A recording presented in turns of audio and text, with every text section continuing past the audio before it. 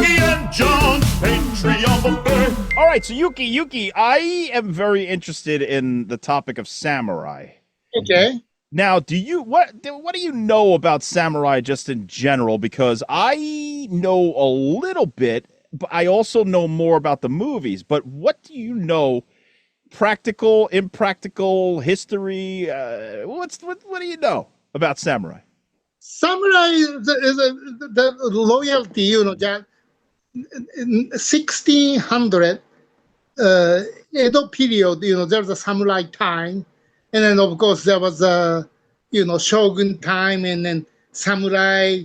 Every samurai has a boss, shogun, and then it's a royalty. Then they have a ninja. Ninja isn't a samurai, but they have also group and then work for certain boss, shogun. So it's really messed up. So many samurai, so many ninja group, and then so many shogun. So that was the civil war. It's not just like a north and south. Like so many different area, counties. So Japanese war time was really mess. And then usually the samurai movies, the stories coming from that time. And then there is a samurai with the shogun, and then samurai without the shogun. Those like Yojimbo type of samurai, they just bossless. It's just walking around village to village, and then because they have no boss. So the boss, when you say boss, was it like a master of like a land, like of the land, or a samurai boss, as in like Mr. Miyagi to Daniel-san? Well, the master, not necessarily always the shogun. Okay. Yeah, because shogun is the head of the county, so it's really big, and then they have a general or lieutenant, colonel. There is the rank, but sometimes those Yojimbo type of bossless samurai, they don't have a boss. They're good, but those type of samurai, it's very difficult to stay with one boss because they are difficult to control. That's because they are good. It's like, hey, I have my own rule. Don't tell me, or anybody can tell me what to do. I just live the way I like to do. So they're for hire to like say if they're getting harassed by, because I believe that's like sort of the story of Yojimbo, is that he gets hired. Yeah, those are hired to kill, because Yojimbo case, he wasn't hired anybody, but he was good, so he tried to destroy both Yakuza group. So he pretended to be hired and then messed up those rivalry thing, and then basically he killed both groups and then made a peace at this village. I see. That's the Yojimbo type of samurai. Yeah. So then what's that? It's the same character. So Yojimbo and Sanjiro. That's Right. two Kurosawa movies starring Toshio Mifune, and but what? Okay, so which one did Sergio Leone base Fistful of Dollars? Yojimbo. Yeah. Okay, and then Sanjiro. What happens in that one? I forgot. It's not a directory sequel, but kind of same character. And then second one, Sanjuro, is this young group found out the corrupt government, and then they tried to do something. So one guy's uncle is the head of the town, area. So he goes there. But actually, the real bad guy was another politician So they try to kill all this young group. Then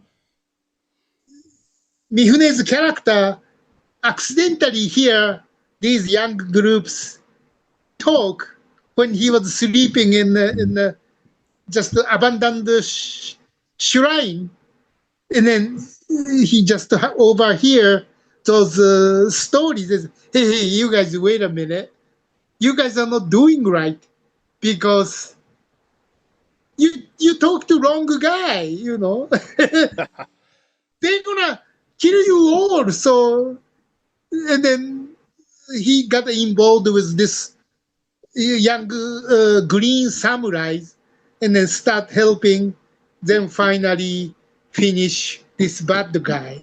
So again, you know, Toshiro Mifune's character, he's a good guy, but masterless samurai. Right. I saw both of them in college, and I remember Yojimbo more than Sanjiro. I got to go back and watch that because they sent that, they put that out on Criterion, and it's like a double package Blu-ray. I got to get that shit. But yeah, well, so in terms of how many, do you know how many eras of samurai there was? Like you said, they started in the 1600s. They went all the way up into what, the early 1900s? No, maybe 1800. Okay, but they still were prevalent in the 1800s. So there's a possibility that possibly cowboys and samurai could have crossed paths. Right, that's you know, Red Sun. Yeah. Now, I didn't know if that was real or if that was just a figment of someone's imagination, but Well, it's a fiction, but kind of, you know, the Toshiro Mifune's samurai is delivering this famous nice sword, the gift to American government, and then Alan Dillon, I mean, I don't know why French guy, this, but the cowboy, Alan Dillon, you know, he stole it. Then another bad guy, Charles Bronson, actually he's good, but accidentally, you know, he like get involved with Toshiro Mifune, so they team up and try to get the sword back. right. Yeah, no, that's awesome. I love that. And I wish there was more like samurai versus cowboy movies. That would be fun. Yeah, huh? Although it's sort of like that scene from Indiana Jones and the Raiders of the Lost Ark where the guy's swinging the sword around and then Indiana Jones just shoots him. I feel like that would happen a lot. That's true because, well, Yojimbo, the bad guy Tetsuya Nakada, his character had a gun. Right. I was just going to ask, so is it outside the realm of possibility that certain samurais also carried guns with them? That's unusual, though. But there was a time those muskets came to Japan. So if you see the Seven Samurai, there is one scene, those bandit, they had the 3 muskets. And this young, you know, couple samurai, oh, I go get the musket. And then he just went to the mountain and then kill a couple of bad guy, come back with musket. Right. People had the guns and musket, but the real samurai, oh, they don't have guns and musket. No, sword, only sword. Only sword. And that now with samurai, they were they ever the bosses, or was it always they were the hired hands? No, some of them hired hand, like because sometimes, you know, if you serve at the castle, so automatically samurais kid they automatically mastered same boss who fathers was mastered. So it's like you know, the family line, bloodline thing. You know, since I'm mastering him, because my father, and then because my father was mastering, because father's father was a mastering. So if you born in the castle, there's no choice. Automatically, oh, shogun is my master. Doesn't matter. It's just automatically, you serve at the castle. You just becoming samurai in the castle, and then following master, same shogun. What do you think about evil samurai? Because it sounds like to me like it's a code that should be done for good. But if you're at the beck and call of an evil master, then you're an evil samurai. Right. There's the Tetsuya Nakadai's character, Bad Samurai, in Sanjuro. He's the bad samurai. He was mastering bad politician. So when the bad politician making a profit from doing bad things, he knows it. So he goes, okay, my bad boss making money, so I make money with him. Right. That's what even Tetsuya Nakadai, his character, was saying to Toshiro Mifune. I think it's like closer to cowboys than you think, in a way. Well, yeah, because like certain cowboys were probably hired by ranch hands to protect cattle or land or things. There was also rogue cowboys who went out and did bounty hunting on their own. Is that a thing? Was that a thing, bounty hunting in samurai culture?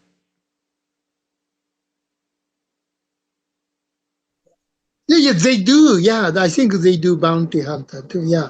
Oh, that's cool. So, yeah, because I mean, in all these movies, they have these things, but I don't know if that's like if a lot of the most popular samurai movies, which we'll get to, are based in fact, or if that was just a invention of the Japanese film world. Right. And then somehow, unlike cowboy movie, samurai movie has more like a revenge or loyalty, or I think more emotionally deeper than just good or bad. Sometimes they do bad because of loyalty. They do good because of loyalty. So I think a little more deeper, more emotional, I think. You know what would be funny? Because I keep harping on the cowboy and samurai thing, but they are semi-similar in certain ways. But, you became obsessed with Western culture and then, in turn, cowboy culture. Wouldn't it be interesting if some white asshole from America became obsessed with samurai culture because of the movies of Kurosawa and then moved to Japan and was dressed like a samurai all the time? Well, there was a movie called The Last Samurai. Yeah, no, I saw that. That was a little slightly different, but I also don't know how historically accurate was that. Historically accurate? Well, the only annoying me is if Tom Cruise character, if he wants to be real samurai, he should commit the suicide at the end. He didn't even kill himself. So I said, no, come on, that's bullshit. I mean, Okay. Now, the suicide thing, that's about honor, right? Like, if you dishonor yourself or somebody else, then you must take it upon yourself to commit, what is it, harikiri? Yeah. Harakiri? Also, Harakiri. wait, but what's seppuku then? Seppuku, same thing, harakiri, seppuku. So it's the same word it's two different words for the same thing, ritual suicide.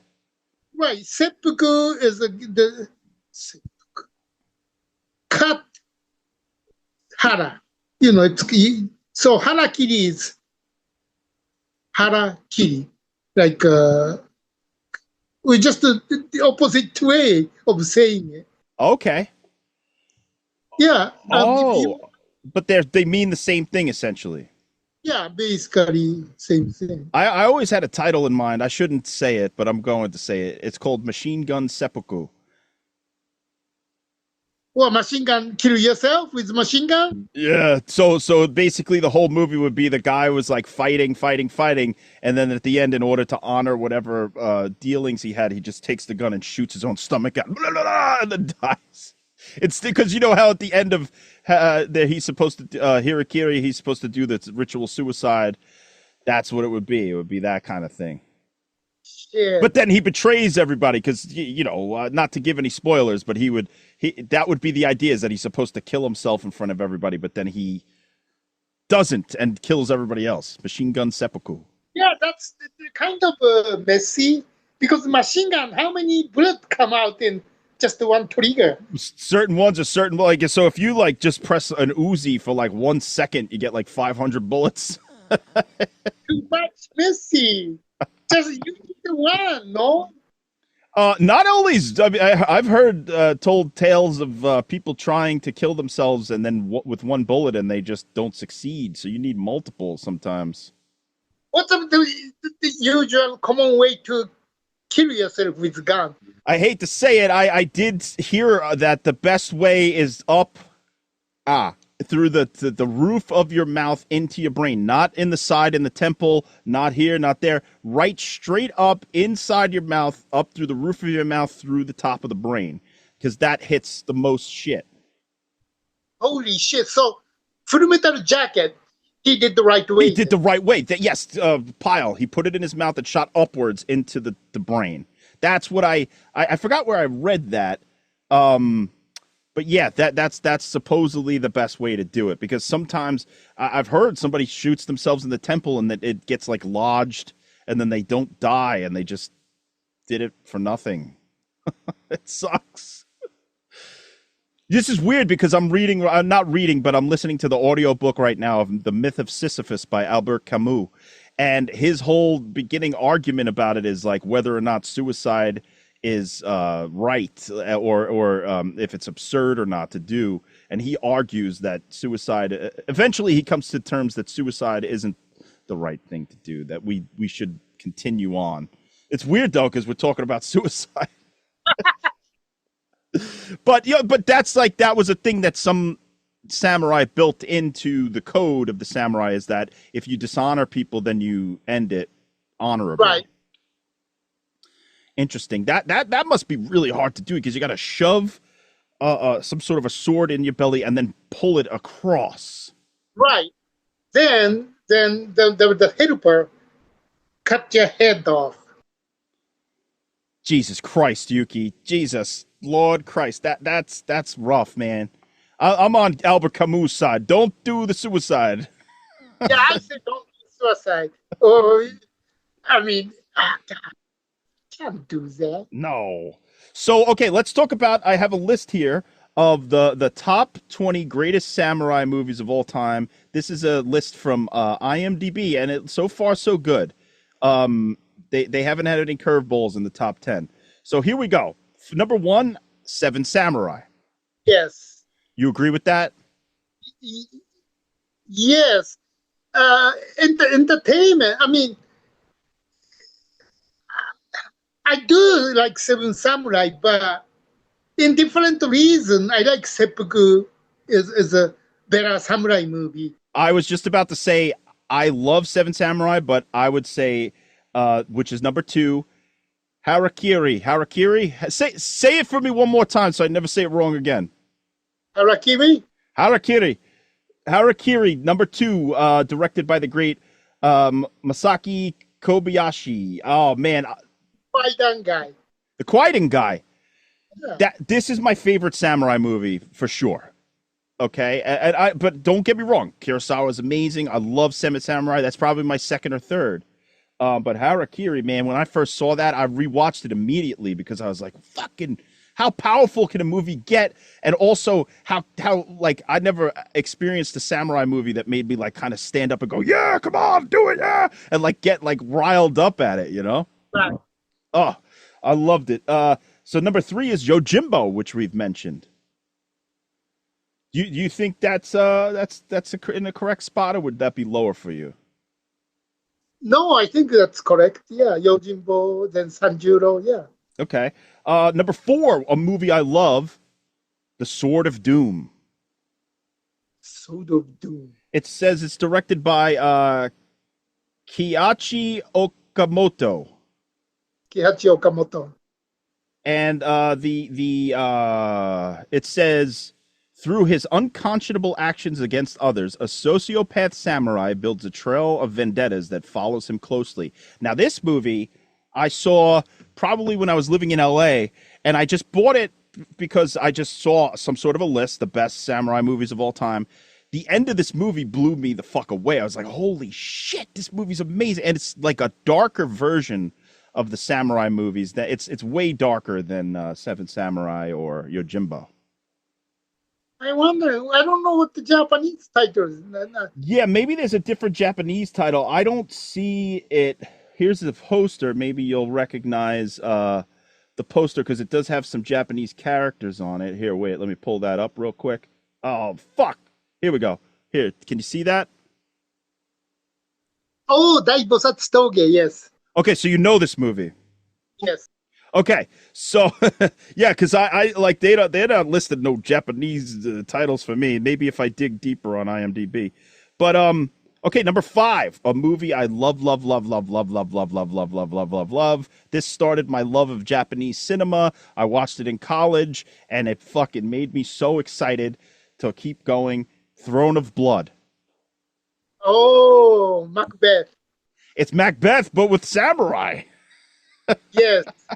And I remember because I read Macbeth in high school and I liked it and stuff. And I thought that there was like really cool themes, but the way that they presented it was so boring. And then I watched, I think, who's the guy? Fucking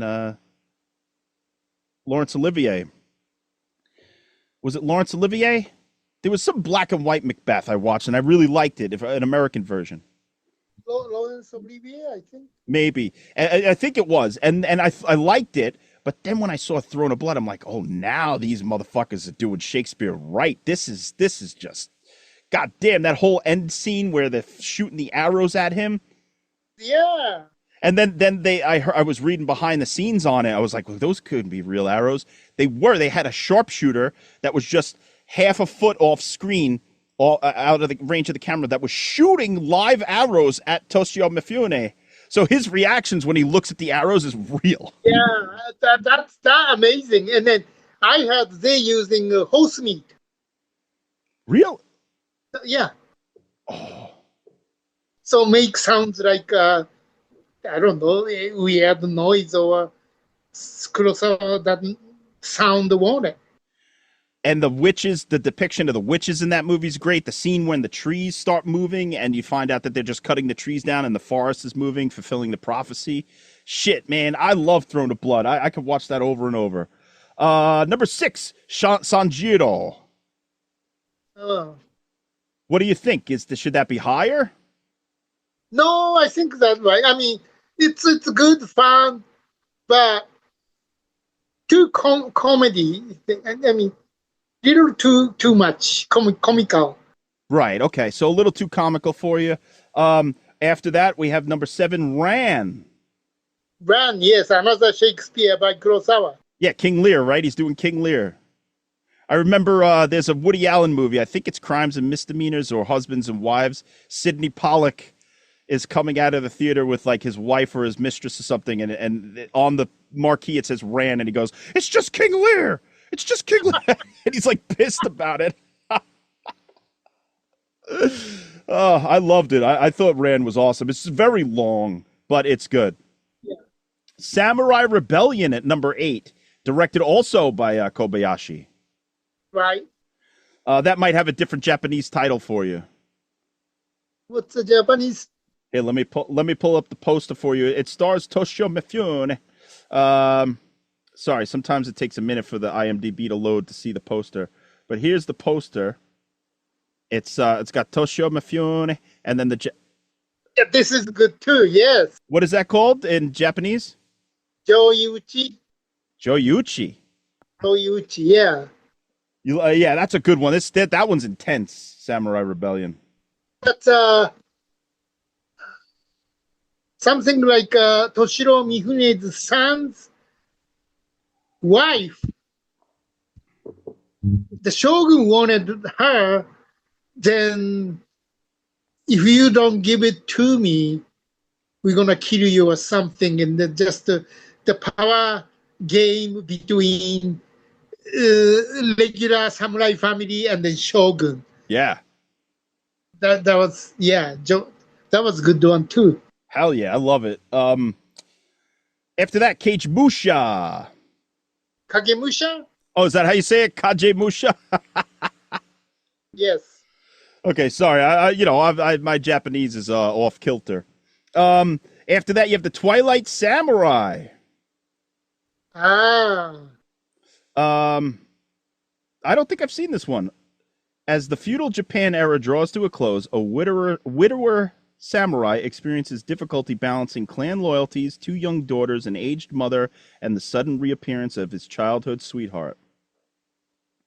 I don't like it. It wasn't bad the movie, but I think director was a comedy director. I think that was his first samurai movie. I see. So it maybe didn't translate into the drama that you need for a samurai. I see. Are there any straight up like screwball samurai comedies, say, in the vein of like it's a mad, mad, mad, mad world or something? It's not comedy, but have you seen 13 Assassin? I've seen that and I really liked it, but was that a comedy? It's not comedy, but it's like a it's like a messy samurai story. It's crazy, right? I mean, it's all the action. And then, this 13 assassin was sent to kill Shogun. I mean, because Shogun was crazy. Yeah, that's the great Takashi Miike who directed 13 Assassins. That's number 20 on this list. But there's an original one. Oh. Before Takashi Miike, yeah. Yeah, but the Miike one is on here, but that's interesting. So is the original one good too? I like original ones better because it's less mess. less gross out messiness.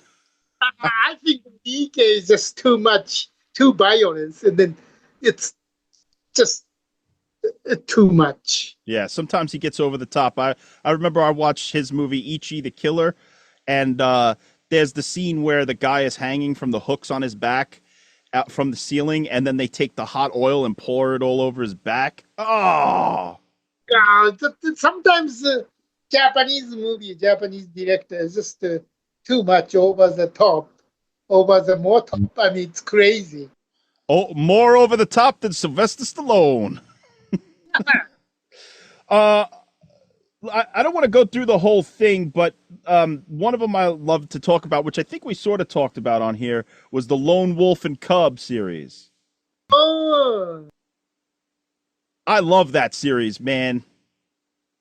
that was fun to watch, but it's a TV show, and then it's based on the comic book. But they also have a movie series. They have 6 movies, and then they also have a TV show. I don't know which one was first. Maybe TV show was hit, so they made it the movie then. There's a possibility of that. I just know that the movies, there's 6 of them. They also edited down the first 2 into the American release, which is Shogun Assassins. Oh, which is awesome. It's like they have like a redone synth score, and the blood flies everywhere, and the little baby, and then of course they then stole the idea and made the Mandalorian with the baby Yoda. Oh yeah, that probably it came from this then. Yeah, it had to, because the Star Wars was based on the Hidden Fortress. So I'm sure that the Disney executive said, "What other Japanese movies can we steal?" Oh, Lone Wolf and Cub. Fuckers. Next thing you know, they're going to be stealing Harikiri over here. What else, Yuki? What about anything else about samurais that you know, or do you remember learning about samurais in school or any of that? Well, we straight to Japanese history, but when you study Japanese history, they never talk about the shogun or samurai or ninja. No. Really? But isn't that a huge part of it, or is that not true? Is that like the way cowboys are in the American history, where they're just a side track, a footnote? There's some famous, real samurai character, but I don't know how much samurai story are true because obviously ninja story. I mean, story is there. Some, but nobody knows it's true or not. So it could be like the Bible or something where it's things that were maybe sort of happened and then people embellished upon them years and years later as they went along in history. Yeah, but I mean, think about. I mean, you talk about ninja like walking on the water or disappear. I mean, that can be true, right? But that's why you don't study at school those things. Right. I thought we did an episode on ninjas. Didn't they have the things that they would walk on water because they were floating? It was like a box that they would put on their feet or something. It wasn't like they were actually walking on water. It's like a tennis racket. Yeah, it's like a tool that they could not slide, but they could float a little bit. But I mean, are they really float? I mean, uh, you sink probably. Water shoes, Yuki. There's a way to do it. I'm sure somebody figured it out somewhere.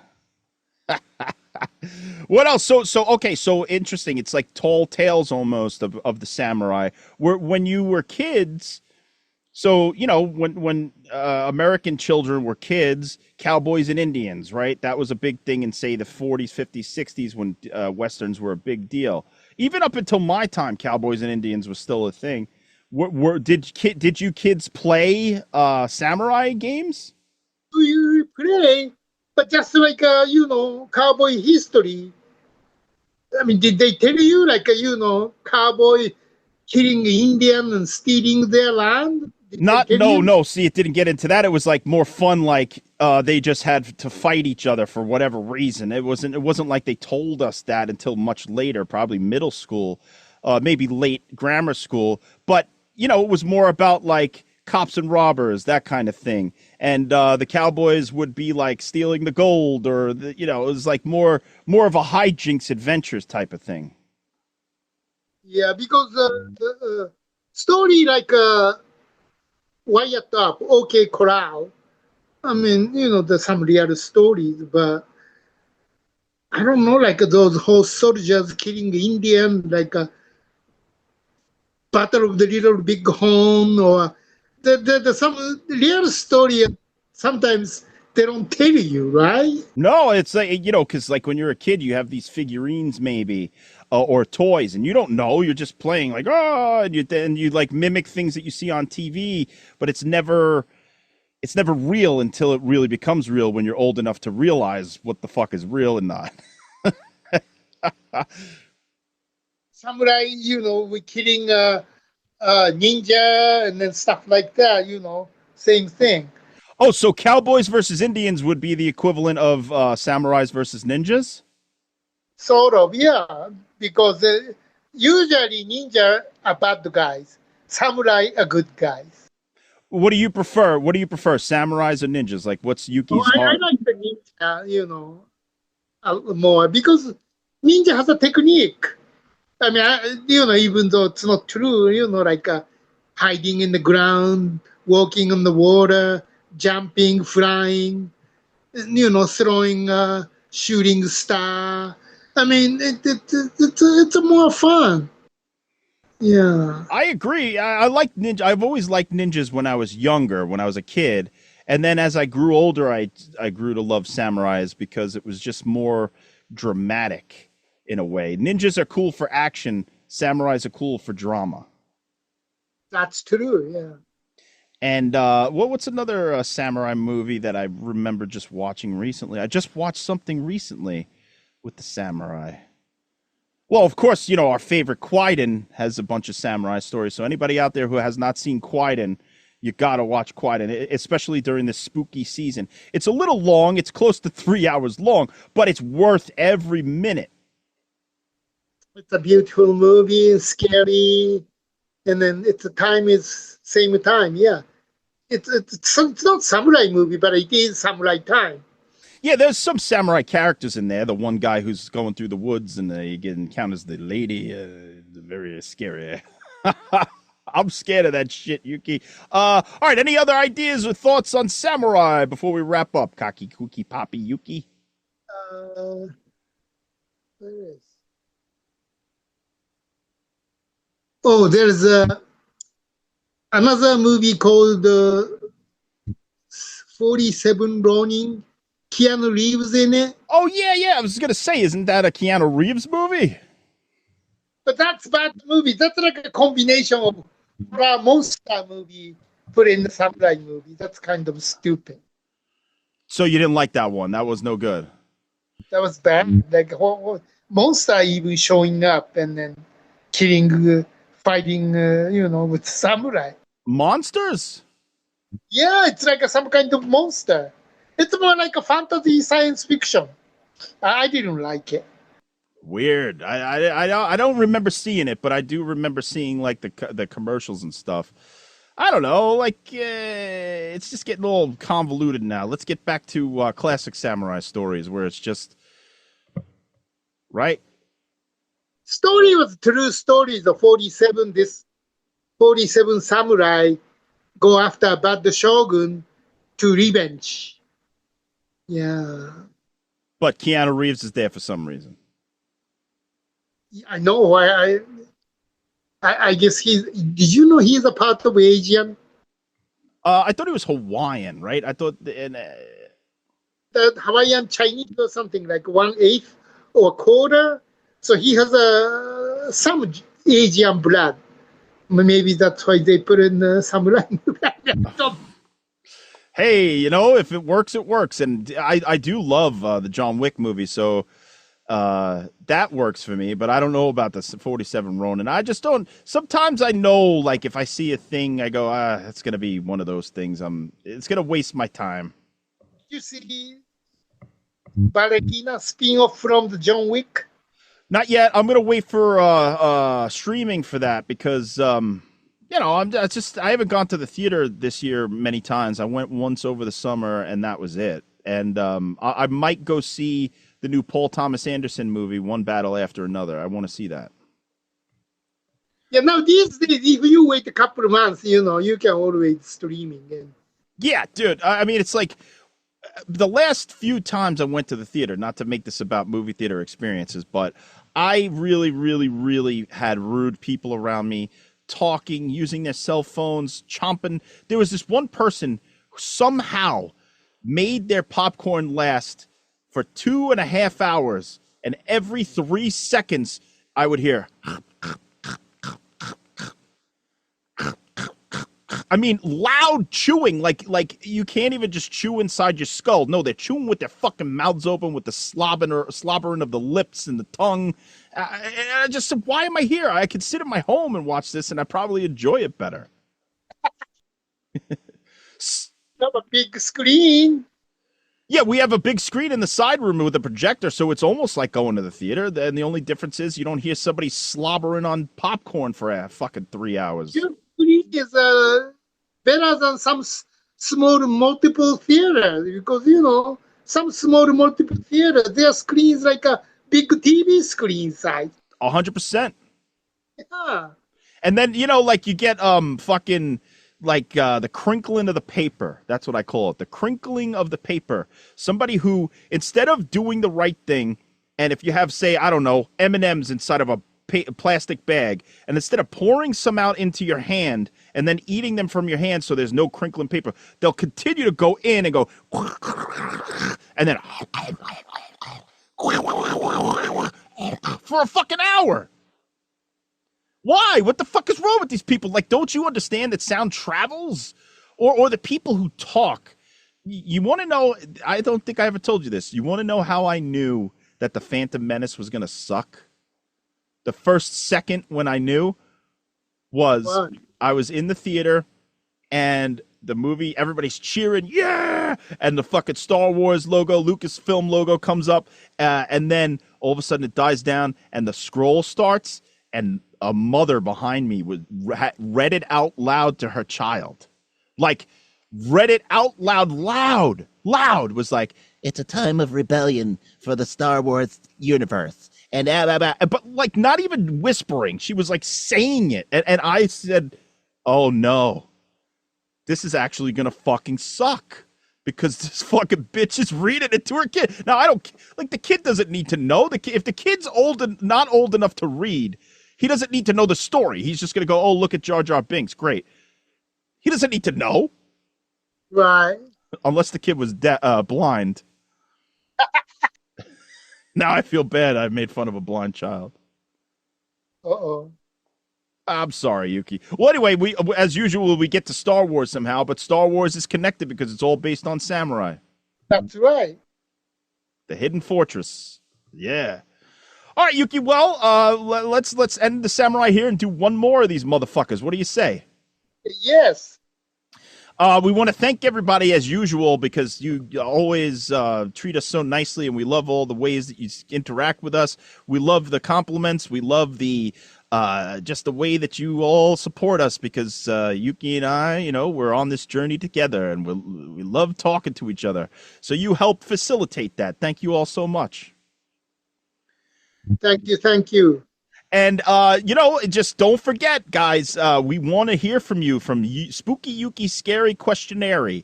And that'll be down in the show notes. You could read the 6 questions and then email your answers to yukiandjohn@gmail.com.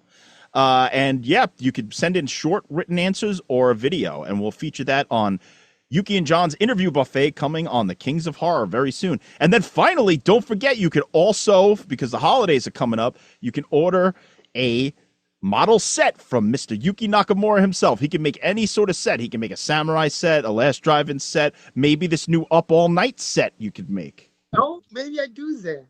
Yeah, Do they have a talk show set? What kind of set is that? I saw like a one small picture that she shared on Twitter, and it looks like it's going to be a bedroom / like living room, like an apartment almost for Rhonda. So it'll be cool, man, and we're going to be a part of that Up All Night thing that's airing on October 25th on the Kings of Horror YouTube channel, and we're just psyched to be a part of the first episode. We're going to have a little dance party. Yuki's going to be there in his underwear. It's going to be amazing. Yes, I always wear underwear, so yeah. But I just have to make it clean, new. Yeah, clean underwear. It's going to be clean new underwear for the Up All Night debut. All right, so we'll see you next time at the Buffet, John and Yuki Buffet. Samurai Buffet. Yuki and John, Patreon buffet.